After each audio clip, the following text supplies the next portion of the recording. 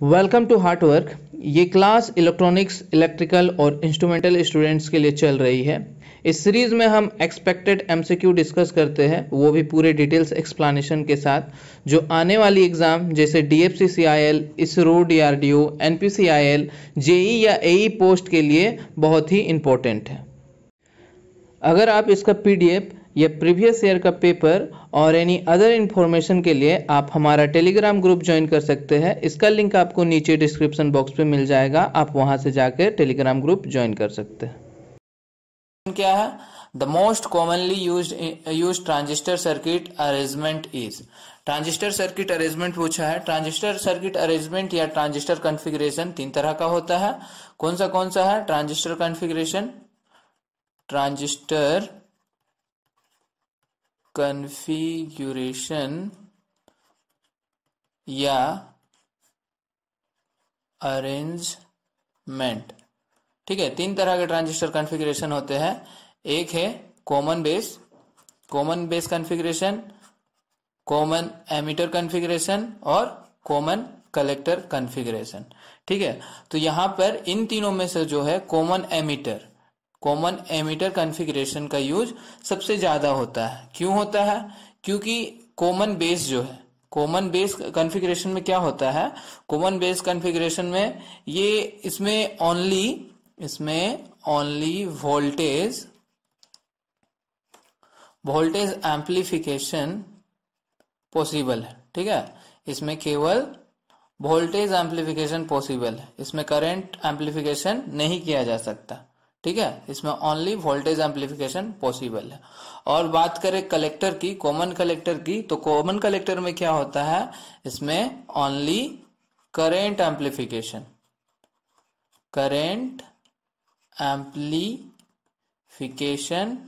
Possible है। ठीक है, इसमें ओनली करंट एम्प्लीफिकेशन पॉसिबल है और इसमें वोल्टेज एम्प्लीफिकेशन नहीं किया जाता। बट ये जो सीई है, कॉमन एमिटर कॉन्फ़िगरेशन में क्या होता है, both current end voltage amplification इसमें पॉसिबल है। ठीक है, इसमें करंट एम्प्लीफिकेशन भी होता है और वोल्टेज एम्प्लीफिकेशन भी किया जा सकता है।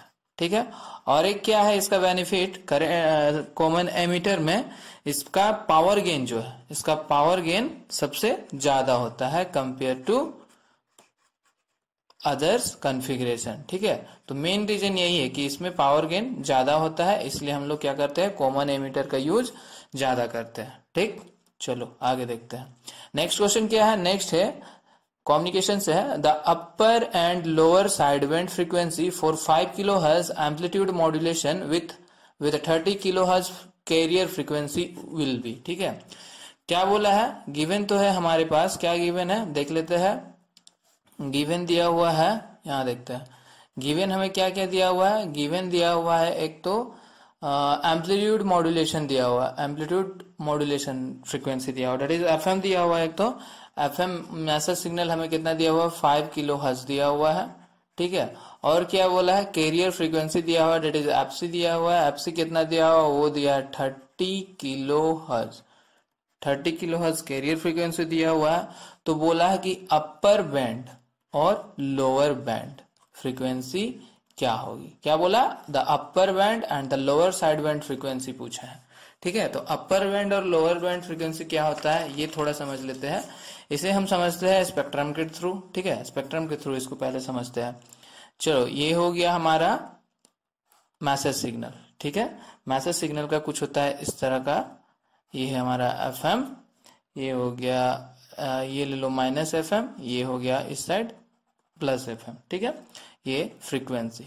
ठीक है, और कैरियर फ्रीक्वेंसी का स्पेक्ट्रम देखें तो कैरियर फ्रीक्वेंसी का कुछ इस तरह होता है।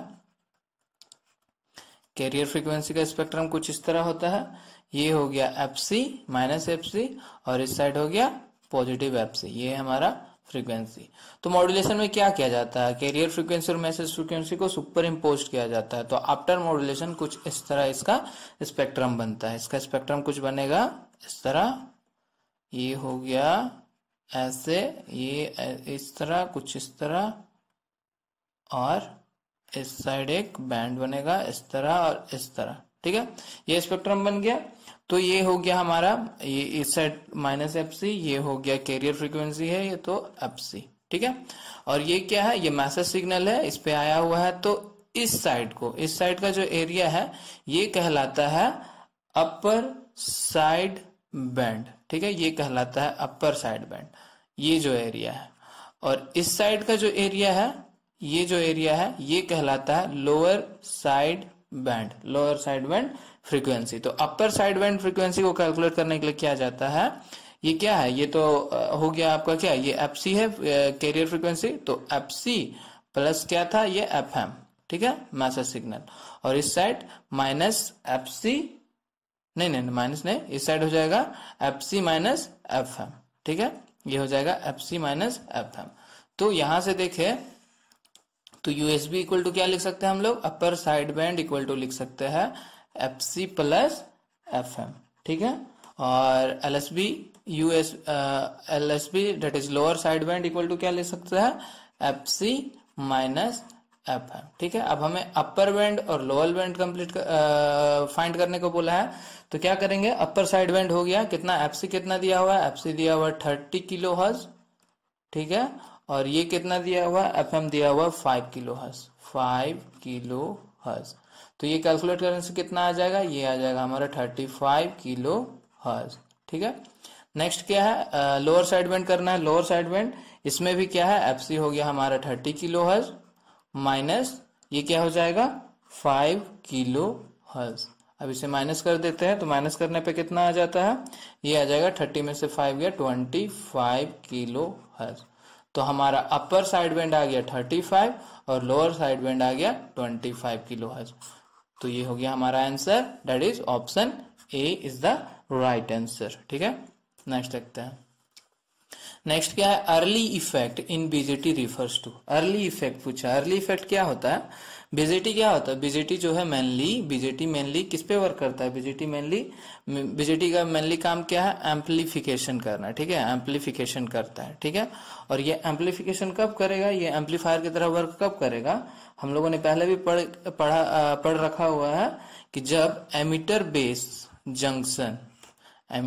जंक्शन जब किसमें हो, फॉरवर्ड बायस में हो, और कलेक्टर बेस जंक्शन किसमें हो, जब रिवर्स बायस में हो, तो ये क्या करता है, किस मोड पे काम करता है, ये एक्टिव रीजन पे वर्क करता है, ठीक है, एक्टिव मोड या एक्टिव रीजन पे वर्क करता है।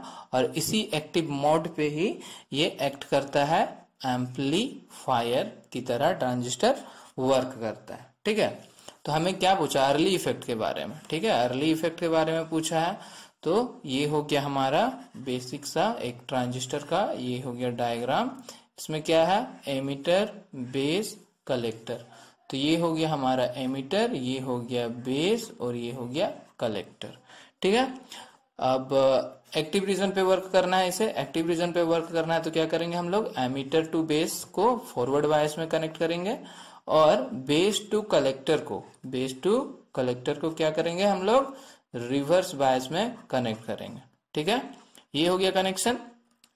अब क्या है, जब भी ये रिवर्स वोल्टेज जो है, रिवर्स वोल्टेज अगर हम लोग इंक्रीज करते हैं, रिवर्स बायस में वोल्टेज जब इंक्रीज करेंगे, तो वोल्टेज इंक्रीज करने से क्या होगा, यहाँ का जो डिप्लीशन रीजन है, यहाँ का वोल्टेज और कलेक्टर के बीच का जो डिप्लीशन रीजन है, यहाँ के बेस और कलेक्टर का जो डिप्लीशन रीजन है, वो क्या करेगा, जैसे हम लोग ये करेंगे, जैसे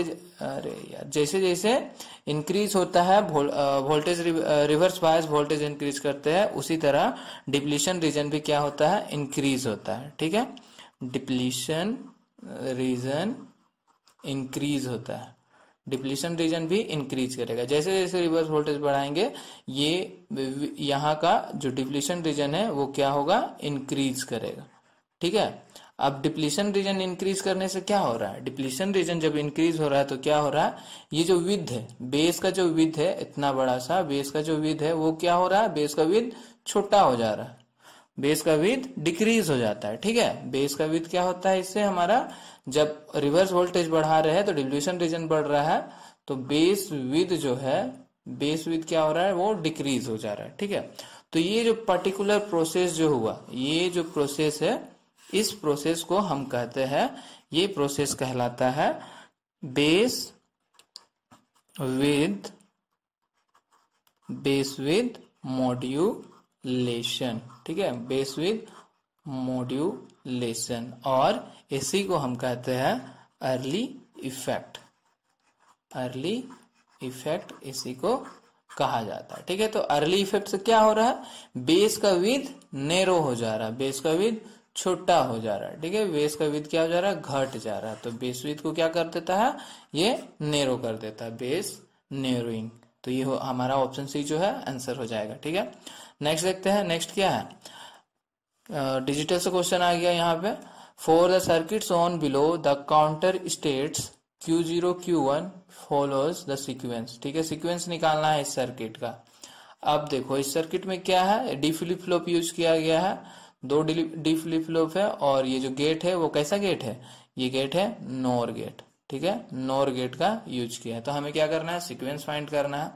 नॉर गेट का यूज किया गया है। नॉर गेट का ट्रुथ टेबल क्या होता है, नॉर गेट में ट्रुथ टेबल कैसे होता है, सपोज इनपुट है ए और बी, 2 इनपुट है, तो हमारा आउटपुट क्या आएगा, ए और बी है, 2 है तो 4 केस बनेंगे, 0 0 0 1 1 0 एंड 1 1। ठीक है, अब नोर गेट क्या होता है, नोर होता है अपोजिट ऑफ और गेट। ठीक है, और का अपोजिट, तो और का अपोजिट कहने का मतलब जब 0 0 होगा तभी ये 1 होगा, और ऑल केस में ये 0 रहेगा। ठीक है, इसका आउटपुट 0 आएगा। ठीक है, तब सीक्वेंस तैयार करना है, तो चलो सीक्वेंस करते हैं।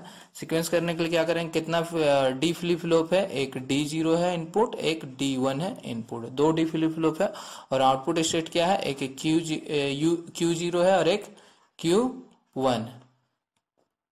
ठीक है, ठीक है, यही है। तो अब क्या करते हैं, इनिशियली जब यहाँ पे इनिशियली इनपुट में सीक्वेंस कुछ ना दिया रहे, तो हमेशा आउटपुट का जो है वो लेना है हमें 0 0, और ऐसे भी ऑप्शन में देखे तो पहला सीक्वेंस सब में क्या है, 0 0 ही लिया है, तो 0 0 ले लिए। ठीक है, अब यहाँ पे क्या है, हमने 0 रखा, यहाँ पर 0 रखा। ठीक है, Q0 क्या है, यहाँ पे Q0 0 है, Q1 क्या है, 0 है। ठीक है, यही ना, Q0 0 है, Q1 क्या है, 0 है।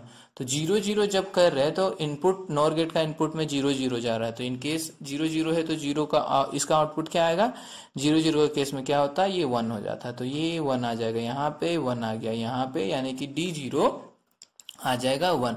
तो क्लॉक 1 में क्या हो रहा है, D0 का आउटपुट, D0 का वैल्यू हो जा रहा है 1। ठीक है, D0 का वैल्यू हो गया 1, और यहाँ पे देखा जाए D0 का वैल्यू हो गया 1, और ये जो D1 है, D1 का क्या है, D1 यहाँ पे इनपुट है, यहाँ पे Q0 0 था। ठीक है, तो ये भी हमारा क्या है, 0 ही रहेगा। तो ये जो है स्टार्टिंग स्टेट में Q0 का जो वैल्यू है वही हमारा क्या होगा, D1 का वैल्यू होगा। ठीक है, तो D1 का वैल्यू हो गया। अब यहाँ पे 0 आ रहा है। ठीक है, D1 में क्या आ रहा है, D1 में 0 आ रहा है, तो D1 में जो 0 आ रहा है वही क्या होगा, आउटपुट में भी अपीयर होगा। डी फ्लिप फ्लॉप में क्या होता है, डी फ्लिप फ्लॉप को डिले फ्लिप फ्लॉप कहते हैं। ठीक है, डी फ्लिप फ्लॉप में क्या होता है कि जब इनपुट और आउटपुट है, ठीक है, इनपुट और आउटपुट जब 0 है तो ये भी 0 होगा, 1 है तो आउटपुट भी 1 होगा।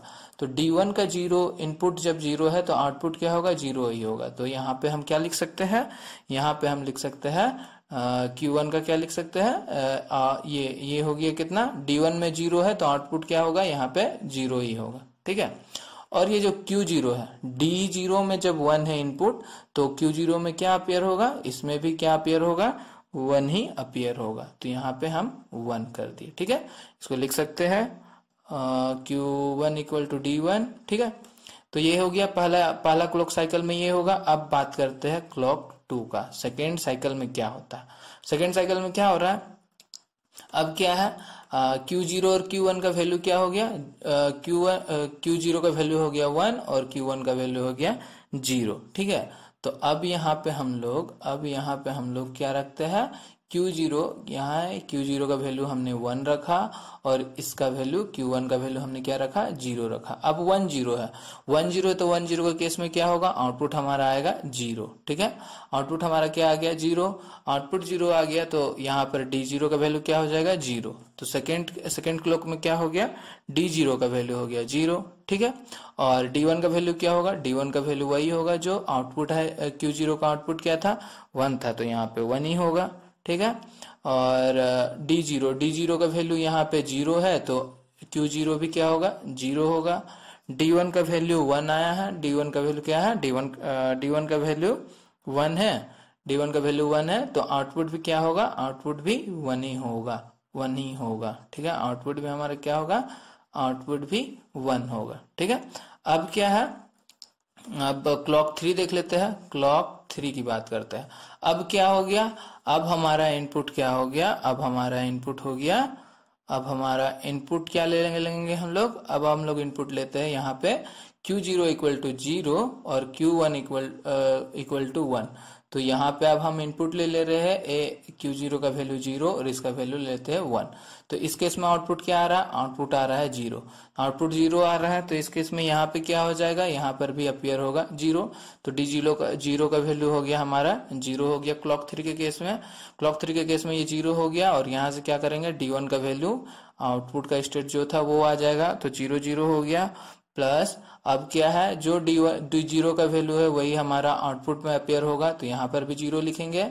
और अब क्या बचा, D1 में जो इनपुट है वही हमारा आउटपुट पे अपेयर होगा। ठीक है, अब देखा जाए तो फिर से जो स्टेट है वो क्या आ गया, 0 0 ही आ गया, फिर से स्टेट 0 0 आ गया। ठीक है, फिर से 0 0 आ गया तो फिर से सीक्वेंस रिपीट करेगा। अब तो रिपीट करेगा तो कैसे रिपीट करेगा, 4 का बात करते हैं तो क्लॉक 4 में अब क्या ले लेंगे, अब क्लॉक 4 में जो है, क्लॉक 4 में अब हमारा वैल्यू आ गया 0 0, फिर से हमारा क्या आ गया, 0 0 आ गया। 0 0 आ गया तो आउटपुट क्या आएगा, 1 आएगा। तो D1 पे क्या अपेयर करेगा, D1 पे 1 अपेयर करेगा, तो D1 पे फिर से 1 अपेयर कर गया और ये 0 यहाँ पे आ गया, ये 0 यहाँ पे आ जाएगा। और क्या होगा, जब D0 1 है तो आउटपुट भी हमारा क्या होगा, Q0 का 1 होगा और D1 जो हमारा 0 है तो ये भी क्या आएगा, 0 ही होगा। ठीक है, तो यहाँ से अब क्या है, फिर से रिपीट करने लगा हमारा सीक्वेंस, फिर से रिपीट करने लगा। ठीक है, तो यहाँ से अब देख लेते हैं कि सीक्वेंस हमारा क्या बन रहा है। तो यहाँ पे क्या हमने शुरू किया 0 0 से। ठीक है, उसके बाद पहला क्लॉक साइकिल में क्या आया, 1 0। नेक्स्ट क्लॉक साइकिल में क्या आया, 0 1। उसके बाद क्या आया, 0 0 और उसके बाद फिर 1 0, फिर से रिपीट होना शुरू हो गया। तो ये आएगा हमारा सीक्वेंस। तो ये सीक्वेंस कौन सा ऑप्शन से मैच कर रहा है, ये मैच कर रहा है हमारा ऑप्शन बी से। तो ऑप्शन बी जो है हमारा करेक्ट आंसर हो जाएगा। ठीक है, समझ गए। आगे देखते हैं, आगे क्या है, आगे है question, single phase full wave mid point type diode rectifier requires number of diode where is bridge type required. ठीक है, यहाँ पे मिड पॉइंट टाइप कहने का क्या मतलब है, मिड पॉइंट टाइप कहने का मतलब है यही है कि ये है हमारा सेंटर टैप। ठीक है, सेंटर टैप कहने का मतलब है इसका। तो फुल वेव रेक्टिफायर है वो कितने तरह का होता है, 2 तरह का होता है। कौन सा, एक होता है सेंटर टैप फुल वेव और एक होता है ब्रिज रेक्टिफायर। ठीक है, तो 2 तरह का होता है। सेंटर टैप फुल वेव में क्या होता है, इसमें 2 डायोड का यूज करते हैं हम लोग। ठीक है, वही ब्रिज रेक्टिफायर की बात करें तो हम लोग 4 डायोड का यूज करते हैं। इसमें 4 डायोड की हेल्प से इसमें सर्किट बनता है और इसमें 2 डायोड के यूज से सर्किट डिजाइन किया जाता है। तो ऑप्शन हमारा बी जो है 2 और 4 ये हो जाएगा हमारा आंसर। नेक्स्ट देखते हैं, which is the micro processor comprises. तो माइक्रो प्रोसेसर में क्या क्या होता है, माइक्रो प्रोसेसर में एक रजिस्टर सेक्शन तो होता है, रजिस्टर सेक्शन होता है। रजिस्टर सेक्शन 2 तरह का होता है, एक होता है जनरल पर्पस, एक होता है जनरल पर्पस रजिस्टर। ठीक है, और एक होता है स्पेशल पर्पस रजिस्टर। तो 2 तरह के रजिस्टर यूज किए जाते हैं माइक्रो प्रोसेसर में। माइक्रो प्रोसेसर में ALU यूनिट भी होता है, that is arithmetic and logical unit. जो सारे अर्थमेटिक और लॉजिकल ऑपरेशन परफॉर्म करता है, और माइक्रो प्रोसेसर में जो भी कंट्रोलिंग फंक्शन होता है वो कंट्रोल यूनिट के द्वारा किया जाता है। तो ये तीनों जो है वो माइक्रो प्रोसेसर में अवेलेबल होते हैं। तो आंसर क्या हो जाएगा, ऑल ऑफ दीज हमारा आंसर हो जाएगा। नेक्स्ट देखते हैं, नेक्स्ट क्या है, the arrow in the symbol of transistor indicates the direction of, क्या डायरेक्शन शो करता है, जो कि एरो का सिंबल में, ट्रांजिस्टर के सिंबल में एरो का जो साइन होता है, ये हो गया हमारा बेस, ये हो गया कलेक्टर, ये हो गया एमीटर। अब ये जो एरो का जो डायरेक्शन है वो क्या इंडिकेट कर रहा है, ये इंडिकेट करता है डायरेक्शन ऑफ एमीटर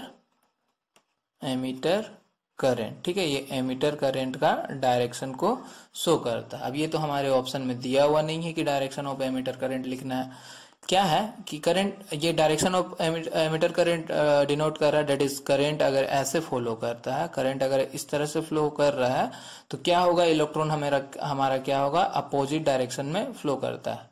ठीक है, किसी भी सर्किट में करंट के अपोजिट में ही इलेक्ट्रॉन जो है वो फ्लो करता है। ठीक है, तो इलेक्ट्रॉन इस डायरेक्शन में फ्लो कर रहा है तो होल जो है, होल कंसंट्रेशन हमारा क्या होगा, इस डायरेक्शन में होल कंसंट्रेशन फ्लो होगा। ठीक है, होल इस तरह आएगा, इलेक्ट्रॉन इस तरह जाएगा, तो ये करंट क्या कहलाएगा, ये करंट कहलाएगा होल करंट। ठीक है, और ये किस में है, एमीटर में है, तो इसलिए ऑप्शन सी जो है hole current in the emitter हमारा राइट आंसर हो जाएगा।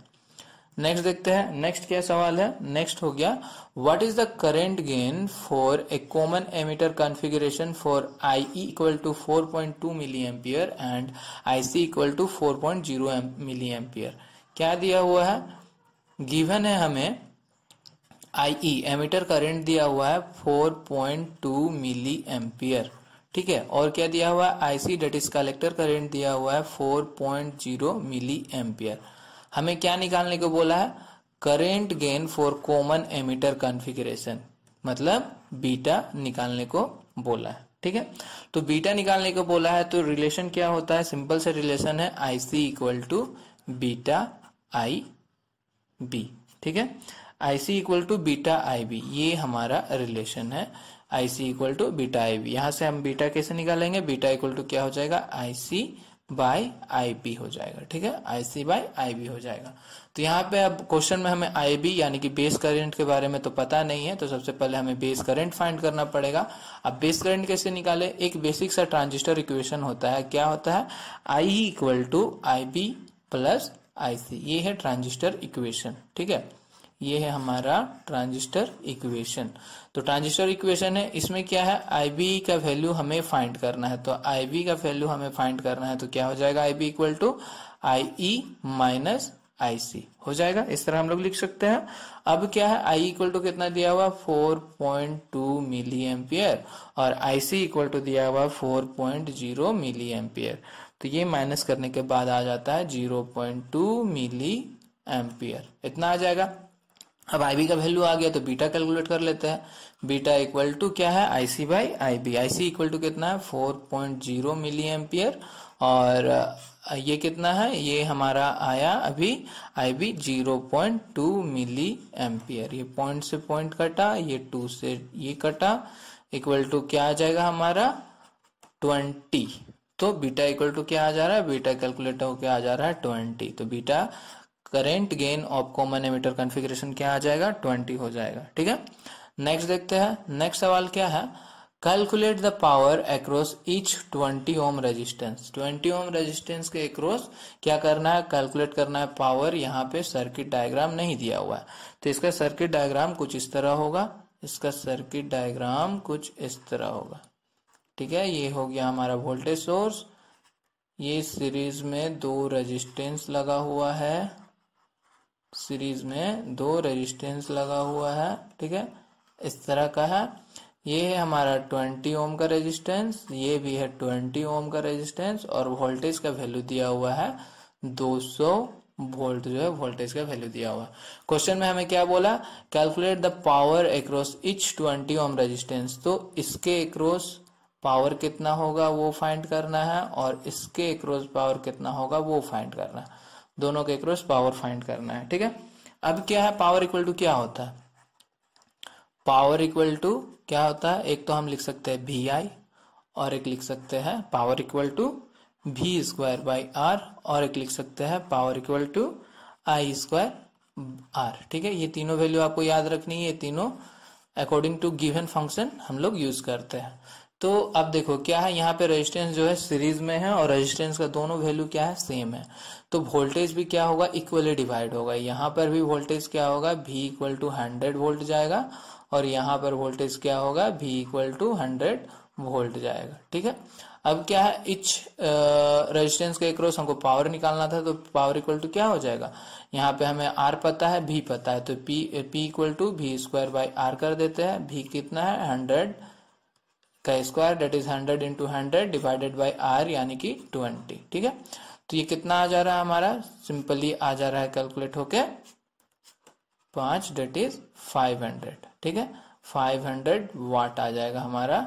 तो दोनों का वैल्यू सेम है, तो दोनों के केस में क्या आ जाएगा, P1 इक्वल टू 500 वाट और P2 इक्वल टू 500 वाट, दोनों हमारा 500 वाट ही आएगा। डेट इज ऑप्शन सी जो है हमारा राइट आंसर हो जाएगा। ठीक है, नेक्स्ट देखते हैं, नेक्स्ट सवाल क्या है, फिर डिजिटल से आ गया और एक सवाल क्या दिया हुआ, 24 base 8 is expressed in A grey code. Grey code में इसे कन्वर्ट करना है। ठीक है, किसको, 24 बेस 8 को। अब देखो पहले तो ग्रे कोड में कन्वर्ट करने के लिए सबसे पहले हमें इसे कन्वर्ट करना पड़ेगा बाइनरी में। ठीक है, तो बाइनरी में कैसे कन्वर्ट करते हैं, बाइनरी में कन्वर्ट करने के लिए क्या करेंगे, ये जो 2 4 है इसको डायरेक्ट 3 डिजिट में बाइनरी वैल्यू में लिख देंगे। तो 2 का वैल्यू कितना होता है, 0 1 0 और 4 का वैल्यू कितना होता है, 1 0 0। अब मैंने ये डायरेक्ट लिख दिया।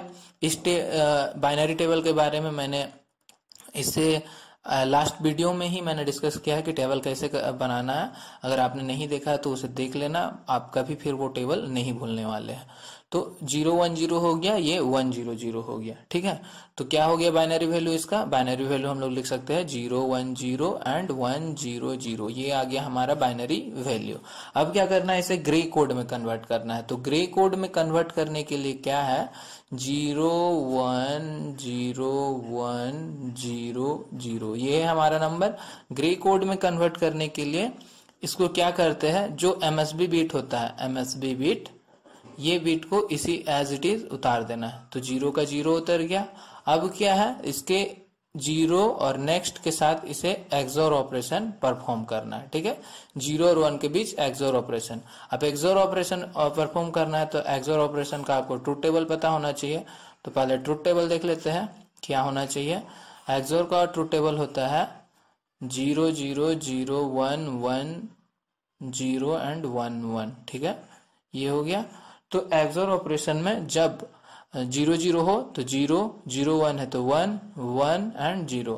एक इनपुट हमारा क्या होना चाहिए, हाई होना चाहिए। ठीक है, नंबर ऑफ इनपुट्स ऑड में हो तभी हमारा आउटपुट जो है वो हाई आता है। तो यहाँ पे क्या है, 0 और 1। 0 1 के केस में क्या होता है, 0 1 के केस में आउटपुट जो है हमारा 1 आ जाएगा। ठीक है, उसी तरह इसको भी कर लेते हैं एक्सोर ऑपरेशन, 1 और 0, 1 और 0 का क्या आ जाएगा, आउटपुट 1 आ जाएगा। उसी तरह 0 और 1 का एक्सोर ऑपरेशन क्या आ जाएगा, 1 आ जाएगा। उसी तरह 1 और 0 का एक्सोर ऑपरेशन क्या आ जाएगा, 1 और 0 का ऑपरेशन आ जाएगा 1 और 0 0। अब 0 0 आ गया तो 0 0 में क्या होता है, 0 0 में 0 होता है। तो ये हमारा आ गया ग्रे नंबर, ये आ गया हमारा ग्रे में वैल्यू। तो ये कौन सा ऑप्शन से मैच कर रहा है, ऑप्शन बी से मैच कर रहा है। तो यहाँ पर हमारा आंसर हो जाएगा ऑप्शन बी। ठीक है, नेक्स्ट देखते हैं, नेक्स्ट क्या है, नेक्स्ट हमारा लास्ट क्वेश्चन है। ये लास्ट वीडियो में पूछा गया सवाल है, इन electronic circuit for blocking the DC component of A voltage signal AN dash is connected in series with the voltage source. तो वोल्टेज सोर्स के साथ हम लोग क्या सीरीज में कनेक्ट करते हैं, कैपेसिटर को कनेक्ट करते हैं डीसी ब्लॉकिंग करने के लिए। ठीक है, ये आज का क्वेश्चन ऑफ द डे हो गया। इसे जाकर आप नीचे कमेंट बॉक्स में इसका आंसर करना। ठीक, so thank you for watching, और वीडियो को प्लीज लाइक करना। अभी तक सब्सक्राइब नहीं किया है तो एक बार सब्सक्राइब कर लो ताकि आप हमारे साथ बने रहे क्लास में, और इसे ज्यादा से ज्यादा अपने फ्रेंड सर्कल में शेयर करना। Thank you.